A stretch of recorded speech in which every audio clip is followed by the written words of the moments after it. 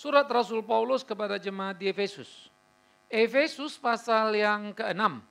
Lalu kita akan membaca ayat 5 sampai ayat yang ke-9.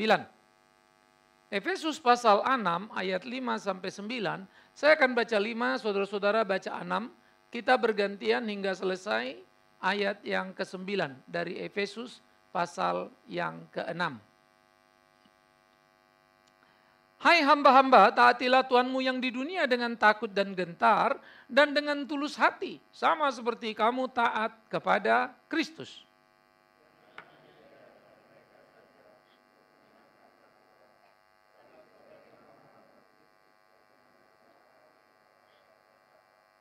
Dan yang dengan rela menjalankan pelayanannya seperti orang-orang yang melayani Tuhan dan bukan manusia.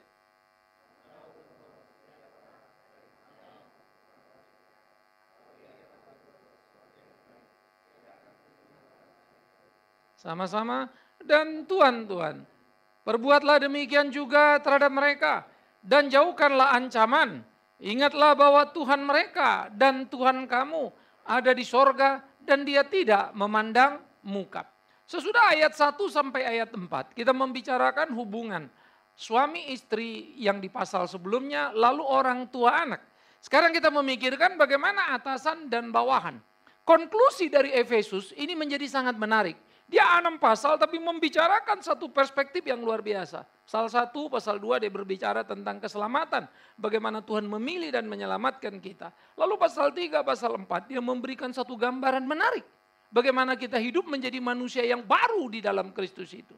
Lalu pasal 5, pasal 6 dia membicarakan relationship dalam aplikasi hidup sosial kita. Hubungan suami istri, orang tua, anak, atasan, bawahan. Di sana dia akan meng-close. Lalu menjadi sesuatu yang menarik bagaimana setiap orang Kristen harus terus-menerus diperlengkapi di dalam perlengkapan rohani. Saudara-saudara, kalimat yang pertama, hai hamba-hamba taatilah Tuhanmu yang di dunia dengan takut dan gentar, tulus hati, sama seperti kamu taat kepada Kristus. Banyak orang menyalahartikan bagian ini, saudara. Tampaknya konyol sekali kan begitu ya. Masa saya mesti taat terus seperti kepada Kristus ya. Lalu bagaimana kalau saya ada di bawah Hitler, lalu Hitler suruh saya untuk membunuh orang lain? Apakah saya harus taat kepada dia? Atau bagaimana saya kalau punya bos, lalu bos saya itu suruh saya bohong? Apakah saya juga harus taat dan berbohong? Ya. Saudara-saudara, tentu tidak itu yang dimaksud. Karena jikalau engkau mentaati Tuhanmu, tapi melanggar firman Tuhan, sebetulnya engkau tidak sedang melakukan yang benar. Karena tidak mungkin ya perintah Tuhan bertentangan dengan apa yang ditetapkannya. Nah karena itu di sini adalah pengertiannya, hamba-hamba taatilah Tuhanmu yang di dunia dengan takut dan gentar. Kepada siapa engkau bekerja? Di mana engkau bekerja? Ya, ketika bekerja di dalam satu struktur yang benar, hormat pada dia, takut dan gentar. Saya pikir ini adalah satu korelasi yang sangat menarik, saudara. Karena dalam etika sosial, kalau you bawahan, lalu you ngelawan atasan. Kalau kamu pekerja, lalu mencaci ownernya. Ya jangan kerja di situ kalau nggak suka. Simpel aja tuh. Wah ini bosku kayak gini-gini. Jangan cengeng gitu. Orang Kristen nggak boleh begitu. Tapi saya nggak suka pak. Ya gampang, keluarlah. Saya udah mau keluar pak, tapi nggak ada yang terima. Apa pantaslah kau di situ. Emang bodohmu enggak ada diterima kau.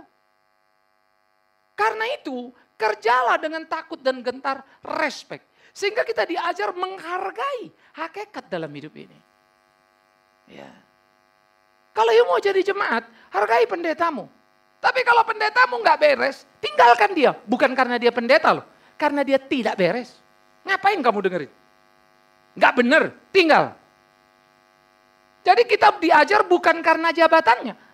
Tapi karena kesejalanannya dengan apa yang Tuhan tetapkan. Maka seorang pekerja harus bekerja sungguh-sungguh. Dengan takut dan gentar. Dengan tulus.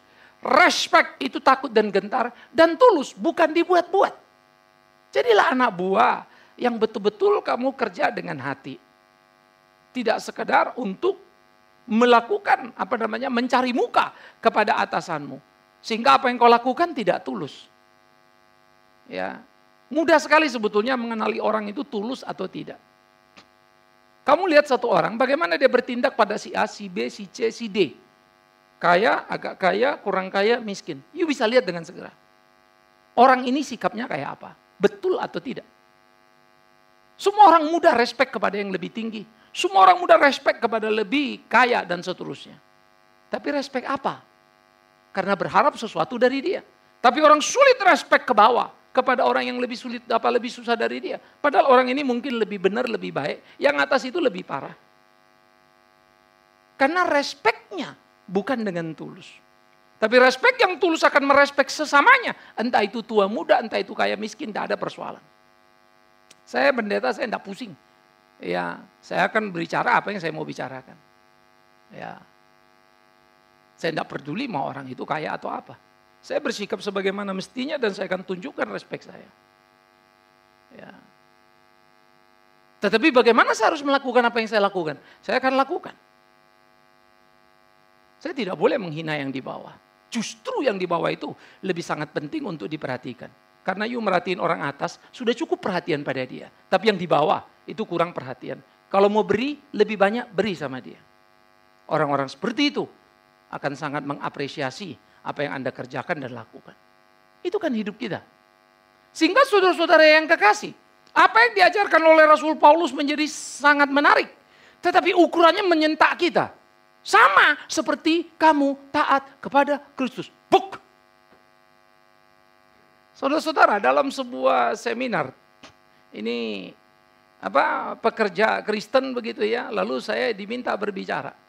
Lalu saya berbicara tentang hal ini, lalu ada diskusi. Menarik pertanyaannya, Pak, betul kalau bos kita baik, atasan kita oke, ya kita tunduk. Sama seperti kepada Kristus, oke lah. Tapi kalau atasan kita jahat, brengsek, masa kita mesti tunduk sama dia? Tampaknya orang Kristen salah arah, saudara. Ketika kamu ada di satu tempat, kamu harus menunjukkan kualitasmu. Ketika kamu bekerja, bekerjalah seperti kepada Kristus. Why? Masa saya mesti bekerja seperti itu? Iya. Ingat, kalau atasanmu penjahat, bosmu penjahat, bukan berarti kamu penjahat kan? Sebaliknya kalau bosmu itu orang benar, orang baik, belum tentu kamu orang yang terpuji kan? Kamu adalah kamu dengan identitasmu. Oleh karena itu, sejahat-jahatnya bosmu, dia akan menghargai orang yang baik dan benar. Raja mafia. Yang kalau ngeliat orang sudah kesal, dia senyum, amati orang itu. Karena sudah ada yang nembak itu nanti kan begitu ya. Jedor, jedor. Kita bilang gila darah dingin. Saya kalau nonton film-film mafioso begitu ya, saya pikirkan. Perintah bunuh. Sesudah perintah bunuh di sini dia dengar lagu klasik. Weh, besoknya dia ke gereja. God, Kristus terima kasih. Buset, baru nembak kepala orang bisa begitu tuh. Sampai saya pikir-pikir ya, ini korelasi antara agama dan kebengisan ini kayak apa? Tapi sebetulnya sih sekarang kita nggak perlulah ngelihat mafia ya. Di Indonesia juga banyak yang begitu. Sampai kita nggak tahu bagaimana agama menjadi sabun jubah kebengisan. Melegalitas segala cara. Ya, saya lagi menulis terus lalu saya mengangkat lagi kisah bagaimana Kristus dihabisi dengan bengis. Oleh siapa? Tuduhan apa? Penistaan agama.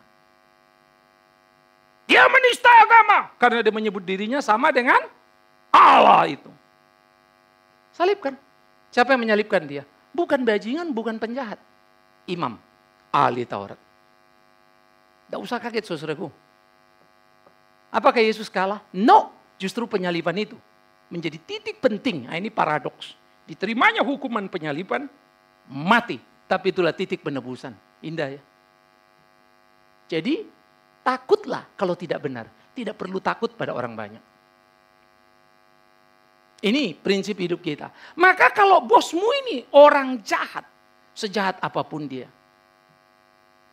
Sejahat-jahatnya bos. Sesadis-sadisnya bos.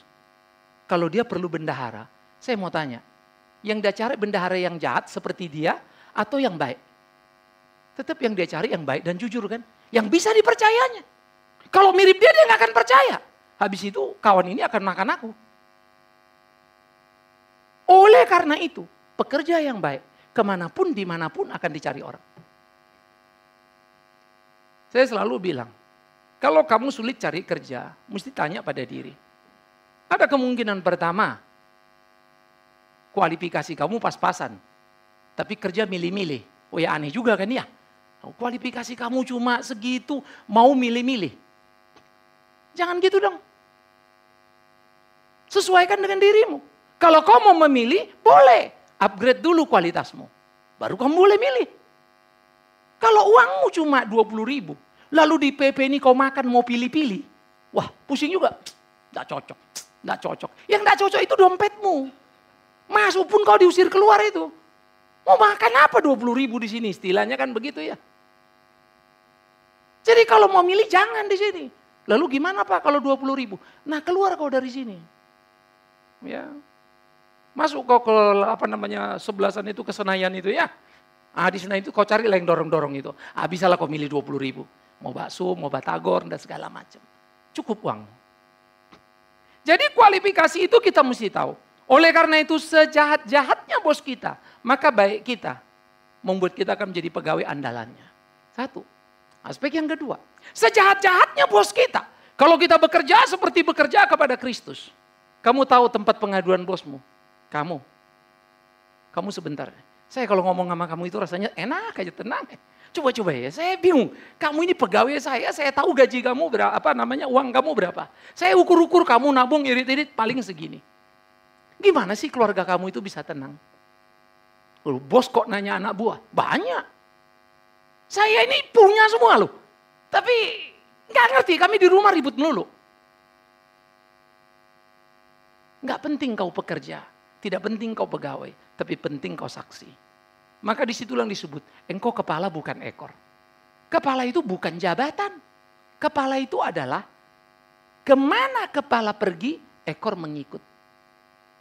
Setiap orang mau baik, belajar sama kamu. Itu kepala. Maka semua kita dituntut jadi kepala. Sehingga si bos nanya sama kita. Aspek yang ketiga. Selalu bos akan bilang. Ini semua saya tidak terlalu percaya. Tapi kalau yang satu ini kerja, saya percaya. Saya mau cuti ini lama, tenang karena ada dia. Kita kan selalu bangga sama orang yang kita bisa percaya, bukan? Itu membuat kita tenang kerja. Kita perlu orang mengawasi kok. Gak perlu dia mengembangkan usaha kita. Tapi dia mengawasi usaha kita ini. Sehingga kita bisa tenang. Kalau nggak ada yang bisa dipercaya. Bagaimana kita tenang mau meninggalkan kantor kita. Kita tinggalkan geger pula nanti pulang-pulang. Jadi ketika orang menjadi pekerja yang sungguh-sungguh. Dia akan luar biasa. Barang siapa yang bekerja seperti bekerja pada Kristus. Tidak penting bosnya mau gaji dia berapa. Penting dia berkualitas seperti apa. It's a point. Tidak penting bosnya gaji dia seperti apa. Tapi penting dia bekerja harus bagaimana. Karena ketika dia bekerja serius, sungguh-sungguh, terus meningkatkan diri, yang untung dia. Dimanapun dia akan dicari. Tak pusing. Ya. Kita berkenalan dengan banyak orang. Kemarin saya sama istri ada undangan. Ya, sampai kita lucu setengah mati. Ini undangan teman saya baik. Jadi saya mesti pergi. Udahlah, paling tidak kita mesti mampir salam. Lalu pergilah kita saudara. Masuklah kita ke Mulia. Sudah masuk Mulia. Ngantri panjang. Ya kita masuk sini aja. Udah masuk. Ya saya nggak tahu karena saya banyak teman. Lalu beberapa orang di Mulia itu udah tahu. Ya saya nggak tahu mereka taunya saya apa. Tapi yang saya tahu setiap melihat, Pak Bigman sini. Langsung jalur VIP. Masuklah kita jalur VIP. Potong, masuk, salam-salam. Sampai saya turun saya bingung. Temanku mana ya? Saya nggak kenal. Yang di atas panggungnya apa namanya? Nggak tahu saya ini siapa. Tapi orang itu lucu. Pak Bigman. Dia surprise banget isi. Pak Bigman datang. Tapi kita turun saya mikir terus. Udah jalan kita mau pulang ini. Karena mau ketemu anak-anak. Akhirnya saya lihat. Saya punya jadwal. Ternyata di Shangri-La acaranya. Mati aku. Belok lagi balik lagi gitu. Ini beneran. Pergi ke Shangri-La, ketemu, ketawa kita di sana. Sampai istri saya bilang, Pak, untung lo di Mulia itu orangnya kenal, kalau enggak kan bingung. Bapak siapa ya? Mati enggak kita? Saya bilang ya. Tapi saya jujur juga enggak, sampai sekarang saya susah ngingetnya. Siapa yang kemarin di Mulia itu pesta? Pak Bigman datang. Sampai waktu dia bilang, jadi saya pikir saya dikenal kan. Saya yang salah nama, mungkin kawan ini namanya mirip kan gitu. Tapi bukan itu orangnya. Apa yang saya mau katakan di sini? Saudara-saudara, Karena kita sering pesta, kadang duduk satu meja, ngomong sama si orang. Ketemu lagi 2 kali pesta, ketemu 3 kali. Ngomong-ngomong ya. Besok dia bikin kondangan, bikin nikah anak. Dia undang saya. Saya banyak banget gitu. Sampai akhirnya banyak sekali undangan yang saya datangin, yang sebetulnya saya lupa-lupa ingat. Saya lupa-lupa ingat. Karena saya bertemu dan berurusan dengan banyak orang. Karena saya mau jadi pendeta, saya enggak pusing lu kaya apa enggak. Saya enggak pusing lu miskin apa enggak. Saya mau bersahabat dan berteman. Tampaknya banyak orang memang mendowngrade pendeta. Pendeta sama dengan mata duitan. Itu aja yang ada. Sehingga waktu kita tidak seperti itu, orang jadi respect. Ini kayaknya lain. Tetapi persoalan saya menjadi serius adalah bagaimana saya menjaga supaya saya tetap di situ. Itu tidak gampang. Tapi itu bagianku, itu tugasku. Maka begitu juga saudara-saudaraku, terus lakukan.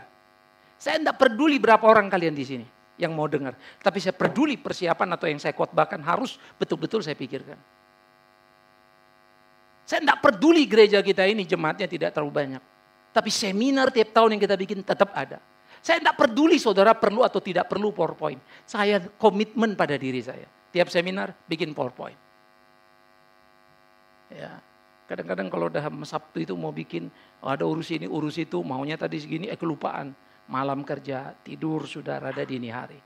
Sebetulnya gampang, saya besok khotbah sudah, enggak usah pakai PowerPoint. Tapi saya menghargai diri saya, komitmen saya kepada saya. Kalau aku enggak bisa menghargai diriku, bagaimana orang lain mau menghargai aku? Tapi karena saya komit pada diri saya, otomatis dong, semua yang saya kerjakan, saya bisa pertanggungjawabkan. Begitulah pekerja di kantor. Ini bukan urusan bosku, ini urusanku. Maka pekerja yang baik, saudara, dia bukan cari kerja susah. Dia milih kerja yang susah. Karena semua orang mau tarik dia. Iya kan? Mau hire dia terus, yuk kemari deh, yuk kemari deh, yuk kemari deh, yuk kemari deh. Semua orang mau ambil kita. Karena kamu dikenal bagus. Jadi jangan takut dalam hidup ini. Jangan takut dalam bekerja. Jangan takut dalam berkarya. Jangan takut berkompetisi. Jangan takut mau dagang, mau apa. Tapi takutlah kalau kau tidak bisa dipercaya. Takutlah kalau kau tidak bisa bermutu. Itu yang perlu kau takutkan. Mau ke ujung langit mana kita dagang gak ada kompetisi. Apalagi di Indonesia. Kau buka bakso, satu jalan itu udah 50 itu. Dulu kita tinggal di Tanah Tinggi. Udah ada Indomaret loh di depan gitu ya. Jadi kalau kita mau berhenti udah deket-deket aja. Sekarang sudah 7 kali. Wah Indomaret, Alfamaret, pokoknya Maret-Maret semua. Nggak ada yang April. Semua. Ini gimana ya? Kemana you paling suka pergi? Di mana you rusak gampang. Cuman kalau kita situ, sebelah situ aja. Karena ada ATM BCA. Nah, kepentingannya beda. Kemana kita pergi makan yang enak? Kalau yang punya toko apa, yang punya restoran, nyambut kita senang ya. Wih keren ya. Terus ngomong apa, bagus sekali. Tapi kalau yang cuek, judes lagi, wah rasanya kita kesel juga. Gila gue udah bayar mahal, mukanya judes lagi. Masa mahal bener bayar muka judes kan gitu ya. Kita mau yang ramah. Mungkin makanannya kurang, tapi gak apa-apa, orangnya baik. Seneng rasanya. Jadi saudara-saudara yang kekasih, ini menjadi bagian yang perlu untuk kita pikirkan bersama, menjadi pekerja Kristen yang berkualitas. Bekerja seperti bekerja kepada Kristus. Jadi ingat khususnya yang muda-muda yang kerja. Pekerjaan itu bukan tergantung siapa atasanmu, siapa kamu. Masa depanmu itu tidak perlu kau pikirkan, rezeki ada di tangan Tuhan. Hari ini kau naik naik angkot. Bisa Tuhan bikin kau besok naik Rolls Royce. Urusan gampang itu. Ya, kalau Tuhan mau. Tapi ingat, apa yang dikatakan Alkitab. Cari dahulu apa? Dan kebenaran semua kan maka lakukanlah kerja yang benar. Tuhan akan menambahkan rezeki kepadamu. Jadi jangan pernah kerja supaya saya naik jabatan. Jangan pernah kerja supaya saya bisa beli mobil ini, beli rumah ini. Sorry, you salah. Padahal itu motivasi kita kan. Kerja untuk apa lagi Pak? Kerjalah supaya kerjamu jadi kesaksian Tuhan dipermuliakan. Kalau kau kerja supaya kerjamu jadi kesaksian, Tuhan dipermuliakan, pasti kamu pekerja yang luar biasa. Gak mungkin gak? Pasti orang cari kamu. Biarkan itu rezeki tambahan. Sehingga ada syukur. Tidak ada tidak mengapa. Tidak ada tidak minder. Ada tidak jadi besar kepala. Ini rezeki dari Tuhan. Nikmati saja. Jalani saja. Ya.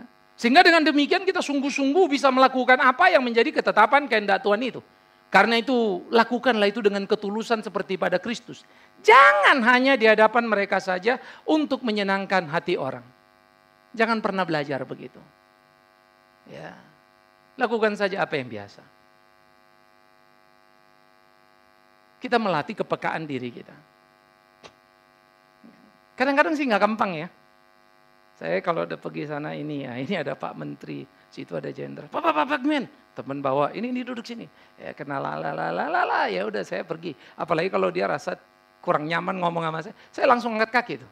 Saya lihat mukanya, mimiknya, mungkin dia lebih seneng sama yang bengkok-bengkok kali ya. Ya udahlah, saya pergi.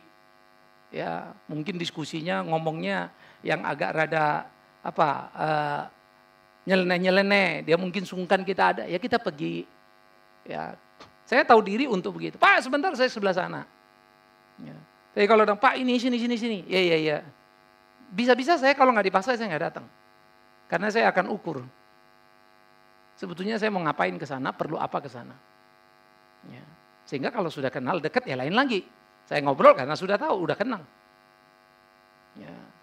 Tapi hati kecil ini omong kosong kalau saya nggak pengen kenal dengan banyak orang. Hati kecil ini omong kosong kalau saya nggak mau dekat dengan jenderal. Bohong itu kan. Sehingga saudara, saya selalu mau coba bertanya pada hati.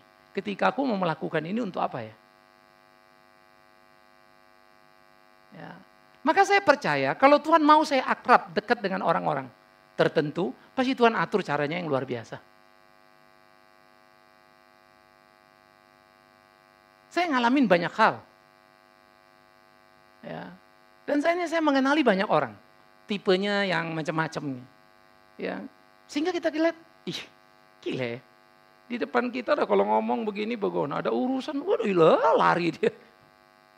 Sudah bengkak-bengkok gak karu-karuan. Kelihatan. Karena itulah penting sekali untuk kita belajar. Jadi saudara-saudaraku, banggalah engkau. Bukan karena jabatanmu. Banggalah engkau bukan karena pergaulanmu. Banggalah engkau karena engkau mengenal Kristus dan melakukan apa yang dia mau. Itu poin kebanggaan kita.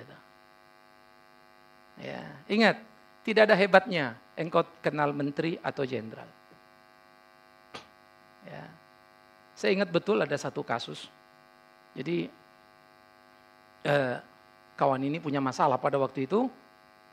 Jadi saya datang. Ini polisi memang neko-neko ya. Jadi mau biasalah orang sebetulnya jauh dari persoalan ditarik-tarik supaya masuk ke dalam persoalan. Oke. Lalu dia waktu itu di Bareskrim lagi diperiksanya. Siapa yang periksa namanya saya lihat, saya tahu nih orang. Saya telepon, lu kan di Bareskrim, iya. Kasus ini gimana ini? Iya yang pegang. Iya Pak, tim kita. Nah, kita ketemu dulu lah. Ya, lalu saya bawa teman ini ketemu ngomong. Orang ini kan gak kena. Jauh kan? Jauh sih Pak. Janganlah kalian seret-seret. Tolonglah ini di-cut. Taunya aku mainan kalian, tapi ya sudahlah. Tolong pilih-pilihlah korbannya, kurang lebih begitu ya. Ada ngomong-ngomong selesai. Siapa pendeta? Jalankan. Ini kombes yang ngomong. Akhirnya mereka ngomong selesai. Cuma waktu selesai saya ketawa juga ya. Gimana? Udah Pak, udah beres. Udah dicoret oleh timnya. Oke, good. Gak ada apa-apa waktu itu. Ya enggak Pak, cuma dia minta cepet Tiao. Ya 100 juta. Oh, dia minta, iya. Dia bilang gini, ini Pak Pendeta yang bawa 100 juta aja Pak. Kalau bukan Pak Pendeta 250. Oh jadi pendeta diskon 50%. Saya pulang, cuma kalau gue pikir gratis kali ya gitu ya. Cuman alasannya ya itu timnya. Ini bukan saya Pak ya, ini timnya. Soalnya kan saya nggak sendiri gitu. Ya, saya juga nggak tahu lah urusan itu. Cuma saya bilang gini, otaknya saya ini terlalu lempeng gitu ya. Waktu dia bilang siap Pak, itu beres semua punya urusan gitu loh. Ternyata ada embel-embelnya.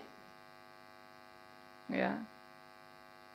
Jadi kalau kita ngeliat di dalam bagian seperti itu, tidak mudah mendapatkan satu yang murni, saudaraku. Gak gampang ya. Ya. Karena itulah perlunya keterbukaan, kemurnian di dalam hidup kita. Bagaimana kita menjalani hari-hari kita. Jadi apa yang kita lakukan? Lakukanlah dengan kesungguhan. Bagaimana kita lakukan? Seperti Kristus, hamba-hamba Kristus yang melayani dengan segenap hati. Bukan karena mau menyenangkan orang lain. Rela menjalankan pelayanan seperti orang-orang yang melayani Tuhan, bukan manusia. Yuk bisa bayangin ya, ini Paulus ngomong sama orang yang kerja di kantor. Bagaimana lagi kalau kita kerja di pelayanan? Maka pada teman-teman saya selalu bilang, kalau kita pelayanan, jangan pernah kalian itu ngapain kalian dapatkan. Jangan pernah kalian merasa terlalu berkeringat melayani. Ya, babak belur patah tulang pun kita, yang kita layani Tuhan. Kalau Tuhan mau cukupkan, apalah sulitnya bagi dia. Jangan pernah merengek minta dikasihani. Tapi tunjukkan kualitas diri kita. Tuhan akan pelihara kita. Tuhan akan jaga kita. Ya, saya berharap nanti one day saya mati. Kawan-kawan ini semua yang guru Injil pendeta ini betul-betul bisa menerima warisan saya lah gitu ya. Sakit jantung dan lain-lain.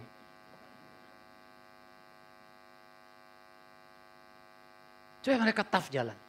Nah saya berharap sebetulnya semua teman-teman kita jemaat boleh kecil. Tetapi ingat cita-cita kita. Bukan menjadi gereja yang besar. Tapi menjadi gereja yang benar. Bahwa kita benar lalu Tuhan bikin besar. Itu bisnisnya Tuhan lah itu. Bisnis kita bagaimana bisa benar. Ya, belajar terus, melakoni dan seterusnya. Jadi kalau saja orang melayani Tuhan ingat. All truth is God's truth. Seluruh kebenaran adalah kebenaran Allah. Sistem menghormati atasan itu diatur firman. Korek. Ya, itu kebenaran Tuhan. Ya. Kemudian bagaimana di dalam hari-hari kita? Apa pekerjaanmu? Ya, itulah pelayananmu. Di mana kau bekerja, itulah ladangmu. Jadi kalau kalian kerja di kantor, saya di gereja, ingat ya, tidak lebih suci saya dari kalian. Tidak lebih hebat saya dari kalian, karena saya di gereja. Di gereja itu yang bagus kan hiasannya ya. Ada gambar Tuhan Yesus tersalib, ada gambar Maria menangis. Kenapa dia tersalib? Kenapa dia nangis? Karena Pak Pendeta yang menyalibkannya. Tapi ada pegawai kerja di kantor. Dia pegawai, tapi jujur. Atasannya bilang, aduh ini orang luar biasa. Maka saya lebih respect pada pekerja yang dikenal sebagai pekerja baik dan benar. Daripada pendeta bengkok. Tuhan pun tidak suka ngeliat begitu. Ya, jadi jangan kalian pikir kami pendeta ini lebih suci dan lebih baik dari kalian. Belum tentu itu. Ya, jadi jangan juga kaget kalau kalian nyampe surga tahu-tahu aku tidak kalian cari-cari nggak ketemu. Ya, tidak usah susul.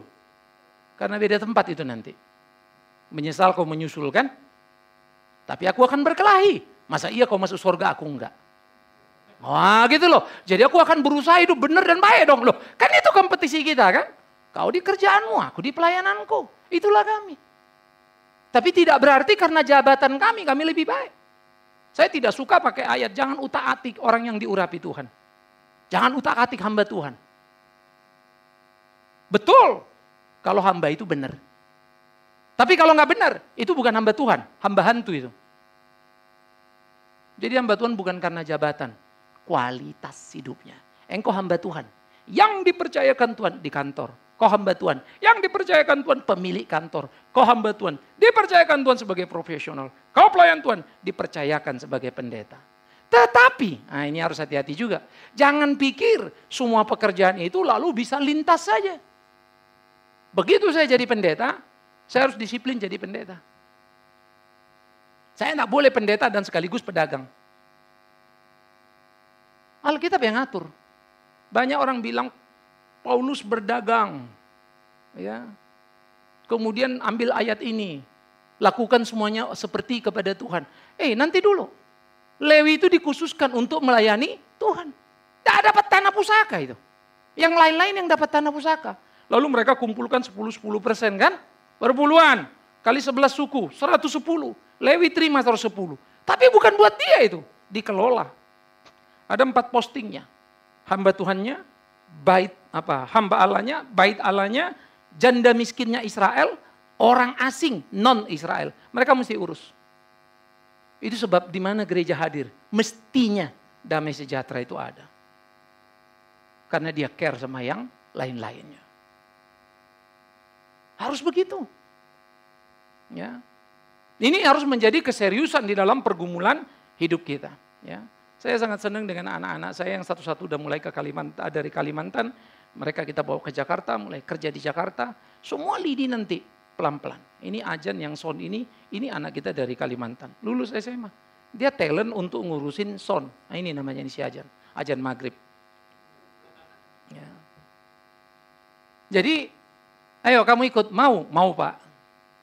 Nah, tahun depan dia akan berangkat sekolah. Ya, kita mesti siapkan uang ratusan juta untuk 1 tahun periode khusus. Plus lah.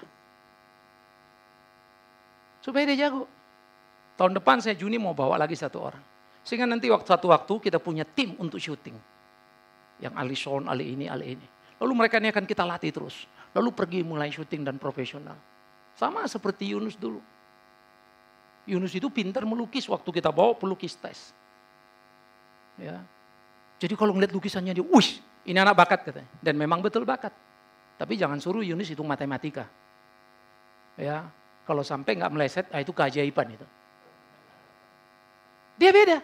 Nah, spell huruf kadang-kadang dia bisa salah-salah tuh. Maka banyak kalau udah bikin word yang dari saya, Pak hurufnya lain. Itu si Yunus itu. Tapi kalau ngerjain desain apa, hebat. Nah, saya mesti latihan terus melatih anak-anak ini. Supaya mereka punya semangat yang bagus. Itu. Tahun depan juga 1 anak kita bawa untuk latihan menjahit. Sesudah nanti belajar menjahit di konveksi, lalu kita kirim ke Bunka untuk dia ikut kursus menjahit. Habis itu nanti dia akan mengelola kita punya BLK di sana. Lalu BLK itu akan menjadi produk. Memproduksi pakaian seragam sekolah. Saudara tahu kepuasan hidupku? Bukan di mana rumahku atau apa mobilku. Tapi waktu kulihat anak-anakku ini. Mereka kerja sungguh-sungguh dan berhasil. God thanks. Lain loh puasnya. Ya, beda. Karena kita membangun gereja yang sesungguhnya. Yaitu manusia. Itu gereja sesungguhnya. Kalau gedung gereja banyak yang besar-besar. Ya. Kita membangun itu, kalau Tuhan kasih upah dapat gedung, ya puji Tuhan. Ya. Oleh karena itulah, kita terus mengerjakan. Bahwa setiap orang, baik hamba maupun merdeka, kalau dia telah berbuat sesuatu yang baik, dia akan menerima balasannya dari Tuhan. Jadi upahmu dari Tuhan, bosmu pelit gaji kau, Tuhan yang gaji kau. Satu waktu, kamu diambil orang lain. Bosmu yang ngeringi-ngeringi, kehilangan orang bermutu. Tapi too late, kamu sudah pindah tempat lain. Ya, tapi kalau pendeta ingat tadi, tetap pendeta itu di PL. Di PB sama juga. Nelayan-nelayan itu pekerja itu. Sini kalian akan kujadikan penjala apa? Penjala manusia, bukan lagi penjala ikan. Ditinggalkannya kerjaannya. Tidak ada kemudian yang merangkap-rangkap itu. Saya akan bangga dengan kependetaanku. Saya bangga kalau boleh menolak jabatan komisaris yang memberikan puluhan juta every month. Dan bukan 1 kali. Dan bukan 1 perusahaan. Karena saya pikir no. Saya juga takutlah. Aku ini tetap big man sirait. Yang lama-lama kalau sudah sekian. Otak pun lama-lama berubah ya. Uang itu kan luar biasa itu. Saya tidak berani menganggap diri saya kebal terhadap uang. Jadi perlu jaga-jaga hati-hati. Terima kasih. Ini jabatanku, ini kerjaanku. Jadi di PL tidak boleh. Di PB tidak boleh. Oh Paulus dagang. Baca Alkitab itu baik-baik. Jangan dipelintir-pelintir Paulus dagang. Kejahatan itu. Kan dia bikin tenda Pak. Itu hanya mengisi waktu kosongnya sebelum dia pergi pelayanan. Dagang itu tidak ada ngisi waktu kosong. Sesudah menunggu etape berikutnya. Makanya baca di surat-surat itu. Apa Paulus itu dagang. Alkitab mencatat untuk menunjukkan. Paulus tidak mau jadi beban orang. Itu hebat ya Rasul ya. Aku tidak mau membebani mereka. Lalu dia bikinlah tenda, dia jualkan sebentar. Jadi dia membiayai diri sendiri sebelum melanjut pelayanan berikutnya. Keren loh itu. Hebat itu. Jangan bikin susah orang. Apa yang kau bisa, kau lakukan. Nah orang-orang Israel itu orang luar biasa ya. Dia boleh ahli A, ahli B, ahli C, semua ini boleh jago. Tapi pasti punya keahlian, skillnya pasti ada. Ini boleh punya knowledge tinggi-tinggi, tapi skill ada. Sebetulnya ya, saya sedang memikirkan bagian ini.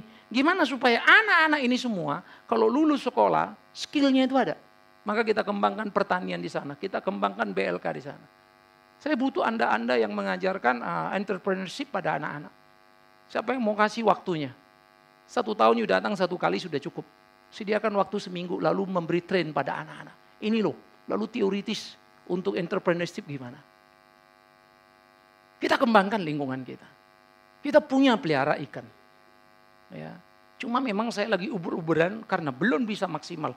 Karena mesti mikirin ini, sehingga ada priority dulu. Tapi ikan kita sudah jalan, pertanian kita sudah jalan, tinggal tunggu BLK kita. Harap orang-orangnya muncul.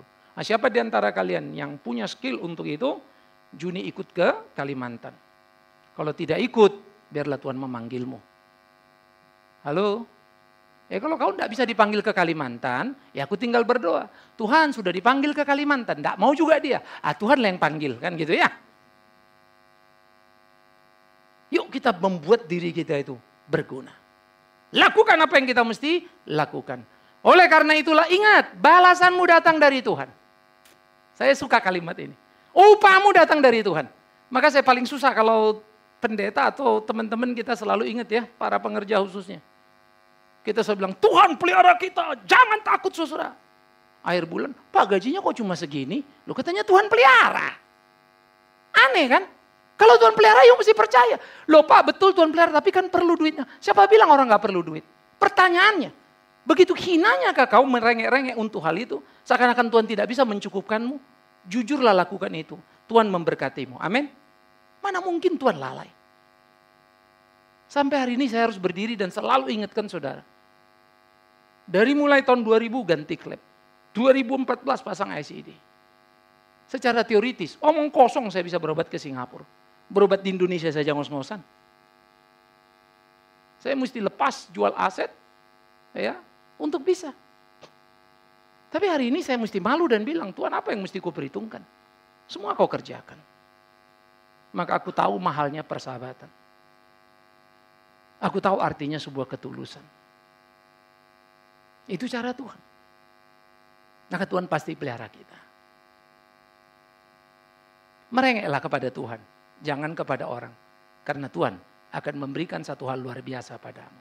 Nah itu kita sebagai pekerja, itu kita sebagai pelayan, itu sebagai orang-orang yang mengabdi pada orang yang lain. Sementara kita yang diberkati menjadi owner.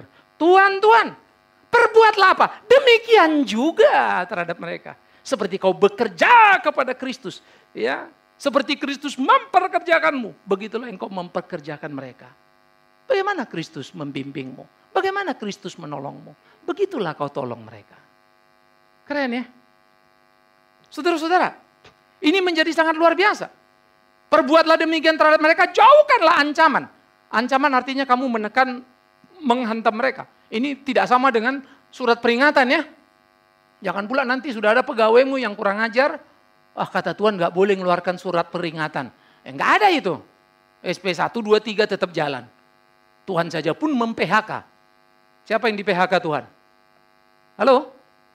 Tidak tahu kalian? Yudas.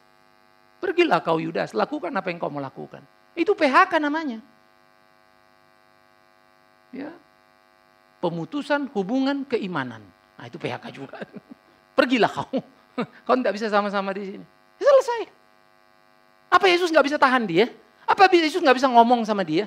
Masa iya Yesus nggak bisa tahan? Masa iya Yesus nggak bisa ngomong? Surga itu pun serius. Karena itu tiap majikan pun serius. Opportunity sudah dikasih. Kalau orang ini tidak bisa menghargai kebenaran dan kebaikan, maka dia bukan pegawai yang tadi itu. Itu dia maksudnya ya. Maka ayo sebagai majikan tak usah tahankan itu.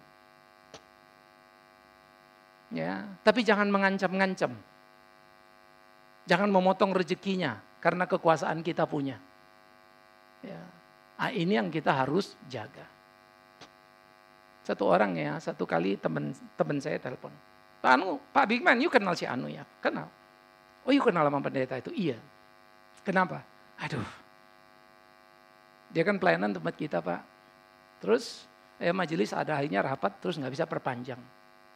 Ya, terus udah dong, kita nggak bisa perpanjang, tapi namanya kita kan gereja kan santun dong, kasih uang sangu gitu ya. Wah, dianya ribut loh. Dia bilang kurang, nggak tahu cara berhitung dia bagaimana. Ya. Lalu dia mau lapor ke Depnaker. Waktu saya dikasih tahu, terus saya bilang gini, terus gimana? Ya Pak, kita kan majelis pengusaha semua.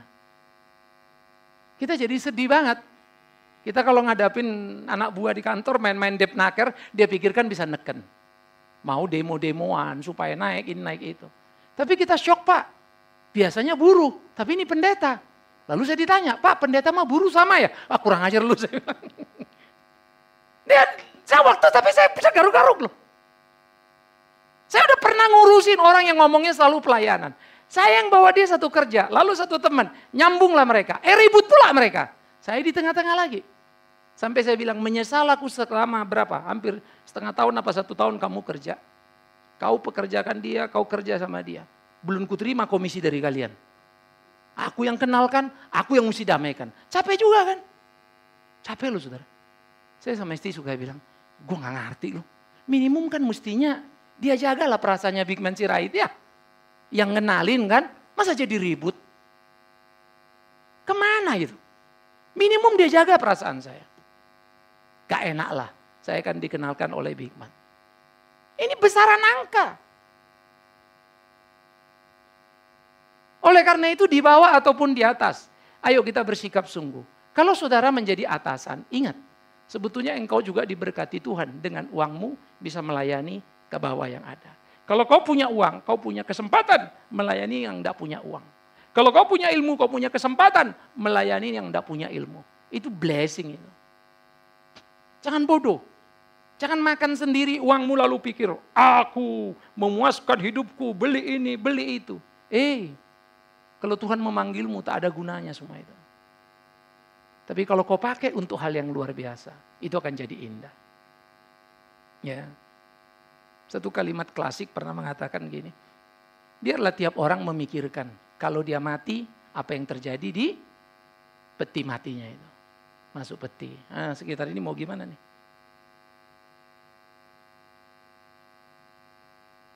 Kira-kira orang bilang apa sama kita? Aduh Bapak ini baik sekali, kenapa Tuhan panggil? Mendingan aku Tuhan yang dipanggil. Kan bagus juga ya. Tapi kan gak enak kalau Bapak ini Tuhan kenapa baru kau panggil? Mestinya dari kemarin. Kan gak enak juga kita.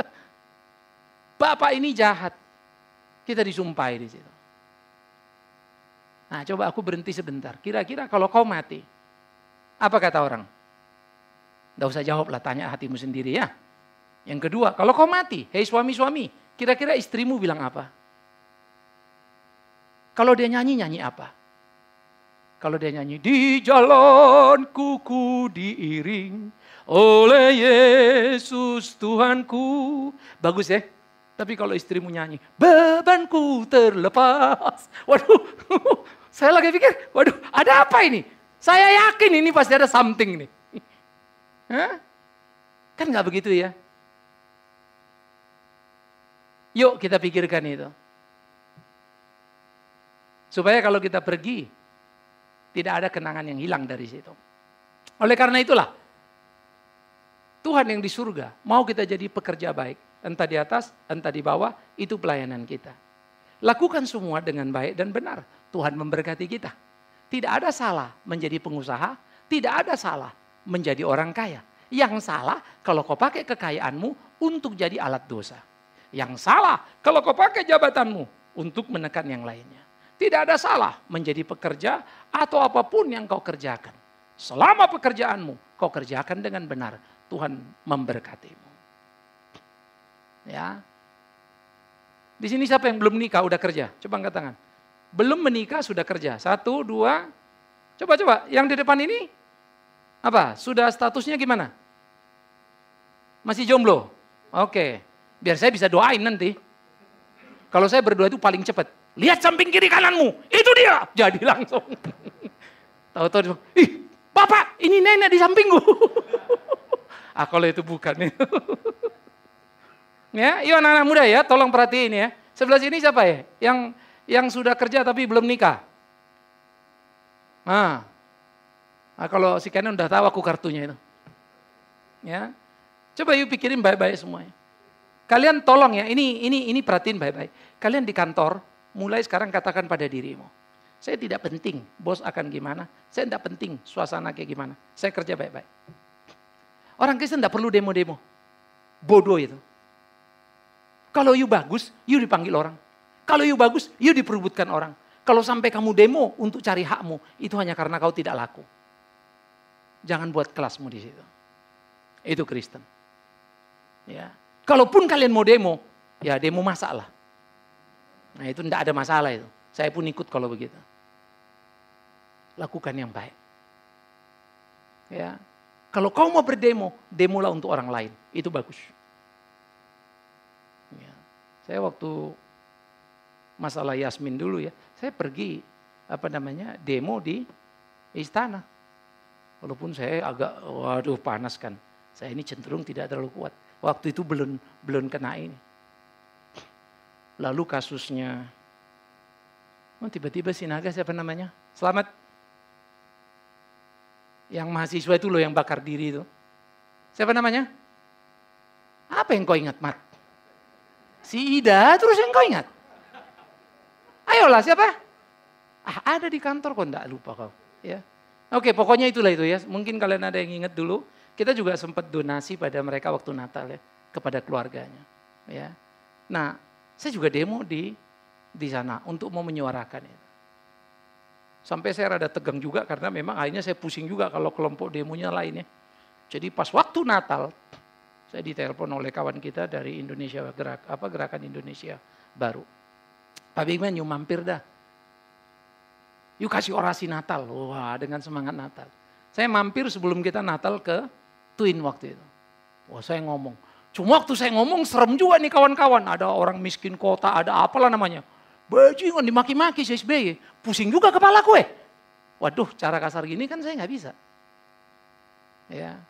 Jadi mereka marah-marah sama polisi. Pas saya di situ. Ada selesai gue jalan dulu deh. Ya. Kita mesti milih-milih juga ya. Jadi elegansi sikap orang Kristen penting. Ya, saya kemarin ditanya orang, Pak, yuk turun gak parade Bhinneka Tunggal Ika? Kalau kuat aku turun. Tidak kuat saya. Saya kalau udah kena panas segitu rada nyut gitu ya. Lalu satu orang bilang, Pak gimana siswa-siswa sekolah kita? Suruh turun, itu parade kok bukan demo. Suruh rame-rame semua turun. Siapa? Kata, dikirimnya anak sekolahnya. Ya. Orang Geri ada yang pergi ya, Yusuf pergi katanya ya. Ya. Terus ada siapa lagi yang pergi? Pak Tursina jadi pergi sama ibu. Oh ke Kalimantan. Padahal kalau ikut parade, bapak sama ibu jalan berdua peluk-pelukan. Ih keren banget itu. Damai, gak usah ngomong lagi kan. Damai seperti kami.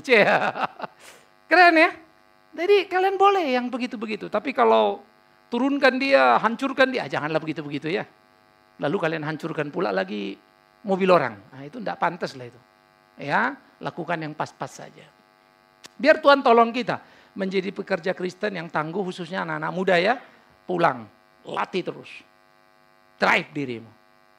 Maka itu jangan pernah berhenti belajar. Kamu boleh sudah dapat S1. Tetapi waktu kamu belajar, kamu kerja, kamu misalnya marketing. Baca juga buku tentang accounting, baca juga buku ini. Dulu saya kerja begitu.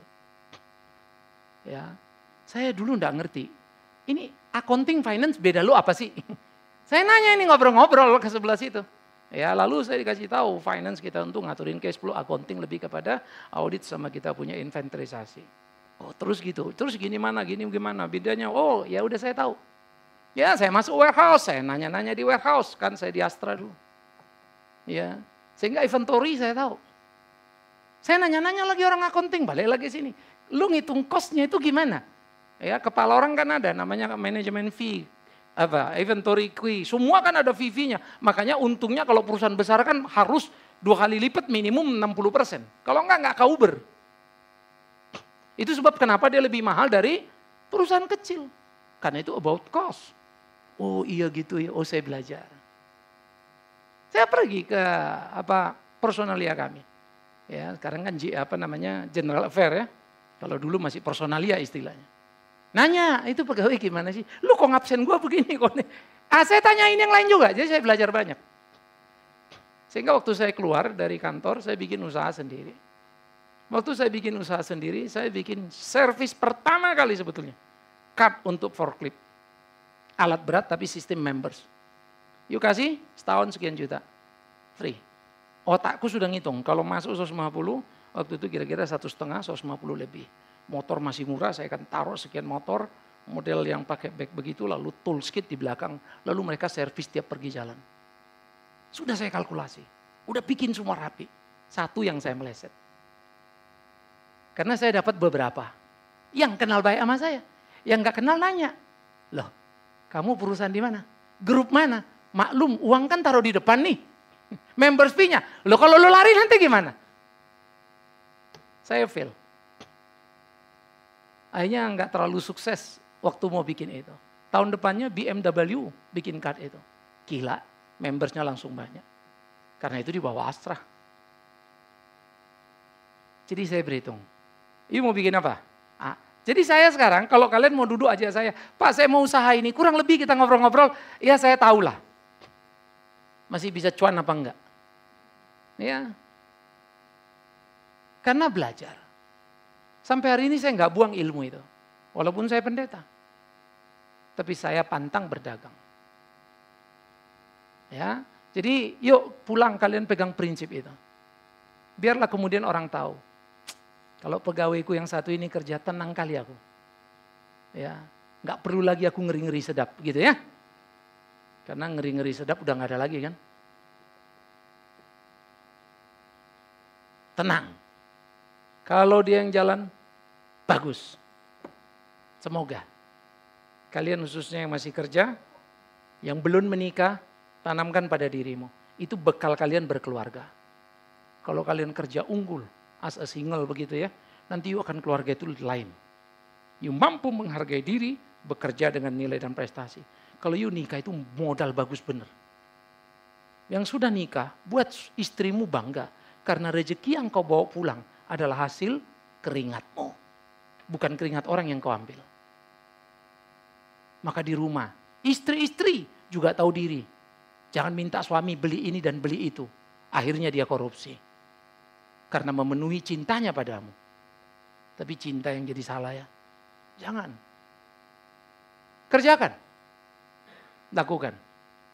Biar Tuhan tolong pimpin kita menjadi pekerja yang bagus. Istri mendorong suami. Pak, kalau memang segitu keringat kita, cukup. Jangan ambil keringat orang. Ma, yang bisa ku bawa pulang cuma ini. Masaklah apa yang bisa dengan ini. Ya. Kalaupun itu harus naik nasi putih sama garam. Tidak bodoh kalian gara-gara makan itu. Aku dibesarkan dengan makanan susahnya kok. Anak-anakku jauh makanannya lebih bergizi dari saya. Hasilnya badan mereka lebih besar dari saya. Tapi otaknya belum tentu. Nah itu pula bedanya kan. Daya tahannya belum tentu. Tuhan kasih blessing indah ya. Jadi susahku, jadi daya tahanku. Tapi kemampuan ekonomiku membesarkan anak-anak, seringkali anak-anak daya tahan juga tidak sebesar seperti kita yang dibesarkan susah. Jadi susah itu pun rezeki kan. Susah kita jadi bagus. Ini kita seneng kok anak-anak jadi kurang tahan banting. Nah, ini kita belajar semua. Jadi jangan pernah marah dengan posisimu, jangan pernah kecewa dengan apa yang ada padamu. Tapi kecewalah pada dirimu kalau kau kerja tidak seperti yang Tuhan mau. Amin.